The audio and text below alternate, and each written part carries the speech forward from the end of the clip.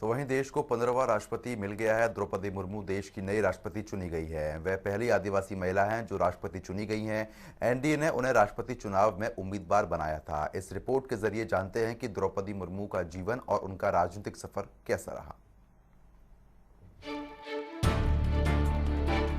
द्रौपदी मुर्मू के रूप में देश को 15वां राष्ट्रपति मिल गया है। एनडीए ने उनको राष्ट्रपति चुनाव में अपना उम्मीदवार बनाया था। द्रौपदी मुर्मू विपक्ष के उम्मीदवार यशवंत सिन्हा को हराकर देश के सर्वोच्च पद पर आसीन हुई हैं। देश के इतिहास में ऐसा पहली बार हुआ है जब कोई आदिवासी महिला राष्ट्रपति बनी। द्रौपदी मुर्मू की जीत के बाद उनके गृह राज्य उड़ीसा में जश्न का माहौल है। द्रौपदी मुर्मू के पैतृक गाँव में ग्रामीणों ने द्रौपदी मुर्मू का विजय जुलूस निकालने के साथ ही आदिवासी नृत्य की भी योजना बनाई है।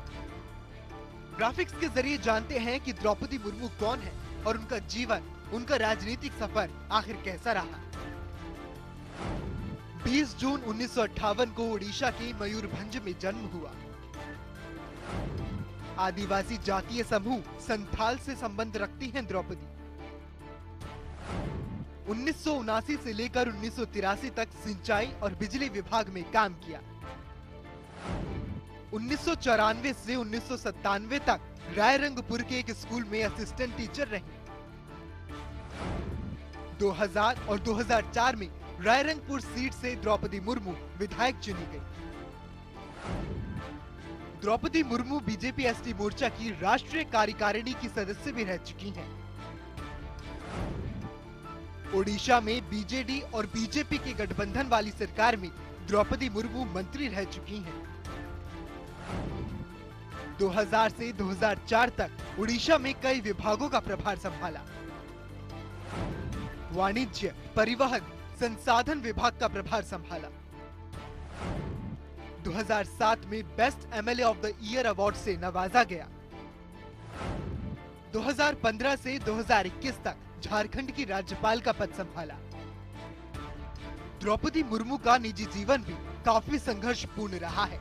द्रौपदी मुर्मू पर तब दुखों का पहाड़ टूट पड़ा जब साल 2010 से 2014 के बीच उनके 2 बेटों और पति की मौत हो गई थी। अपने पहले बेटे की मौत के बाद द्रौपदी 6 महीने तक डिप्रेशन से उबर नहीं पाई थी। उन्हें संभालना मुश्किल हो रहा था। तब उन्होंने डिप्रेशन से बाहर निकलने के लिए अध्यात्म का सहारा लिया। उनके दूसरे बेटे की मौत सड़क हादसे में हुई थी। तो वहीं 1 अक्टूबर 2014 को उनके पति भी उनका हमेशा के लिए साथ छोड़कर चले गए। द्रौपदी मुर्मू की बहू ने कहा कि हम सभी उनके राष्ट्रपति बनने से बहुत खुश हैं। वह महिलाओं के लिए प्रेरणा स्रोत बन गई हैं। वे हमेशा हमारे खेतों के बारे में पूछती हैं। वे हमेशा गांव के बच्चों को पढ़ने के लिए प्रोत्साहित करती हैं। जब वो राज्यपाल थी तो हमेशा गांव आती थी। वहीं द्रौपदी मुर्मू की मौसी सरस्वती का कहना है कि द्रौपदी ने जीवन में बहुत संघर्ष किया है। यह अथक संघर्ष का फल है। वह बहुत ही विनम्र और जमीन से जुड़ी महिला है और उनकी कहानी के माध्यम से सभी को ये सीखना चाहिए कि महिलाएं किसी से कम नहीं और कुछ भी हासिल कर सकती हैं।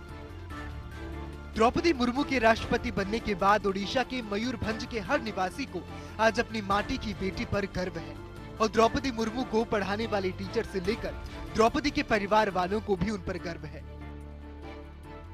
आदिवासी परिवार में जन्मी द्रौपदी मुर्मू का राष्ट्रपति के सिंहासन तक पहुंचना उनके गृह राज्य उड़ीसा के लिए बहुत बड़ी उपलब्धि है। नेशनल डेस्क, जनता टीवी।